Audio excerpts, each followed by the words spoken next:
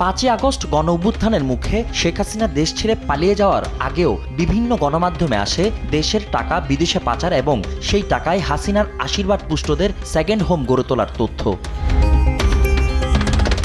সাবেক ভূমিমন্ত্রী সাইফুজ্জামানের যুক্তরাজ্যে 360টি ফ্ল্যাট, যুক্তরাষ্ট্রে 9টি বিলাসবহুল অ্যাপার্টমেন্ট এবং দুবাইয়ে 54টির মতো সম্পদ রয়েছে। সাইফুজ্জামানের মতো হাসিনার আশীর্বাদ পুষ্টদের অনেকেই বিদেশে টাকা পাচার আর কানাডায় বেগম পাড়ার গল্পটা পুরনো, কিন্তু তাদের বিষয়ে উদাসীন ছিল বিগত সরকার এবং দুদক।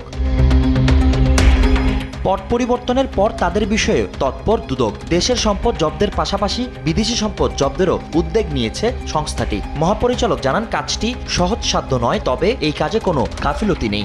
এই প্রক্রিয়াটা একটু সময় সাপেক্ষ, বাট এই কার্যক্রমগুলো চলমান আছে। বিদেশি সম্পদ জব্দের ক্ষেত্রে যে প্রক্রিয়াটা অনুসরণ করতে হয়, বিজ্ঞ আদালতের আদেশ সহ মিউচুয়াল লিগ্যাল অ্যাসিস্ট্যান্ট রিকোয়েস্ট সংশ্লিষ্ট দেশে প্রেরণ করতে হয়, তো সেই কার্যক্রমগুলো করা হচ্ছে। এদিকে 70 কোটি টাকার অবৈধ সম্পদ অর্জন ও 232 কোটি টাকার অস্বাভাবিক লেনদেনের অভিযোগে মাদারীপুর 1 আসনের সাবেক সংসদ সদস্য ও সাবেক চিফ হুইপ নূরে আলম চৌধুরী ও তার স্ত্রীর বিরুদ্ধে মামলা করেছে সংস্থাটি।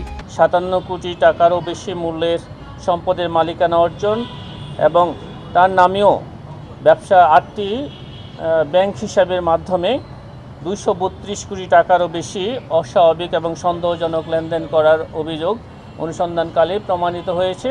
এছাড়াও অবৈধ সম্পদ অর্জনের অভিযোগ অনুসন্ধানে সিআইডির সাবেক প্রধান মোহাম্মদ আলী সহ 6 পুলিশ কর্মকর্তার তথ্য চেয়ে সিআইডিতে চিঠি দিয়েছে দুর্নীতি দমন কমিশন। ফজলে আদিত্য, দেশ টিভি, ঢাকা।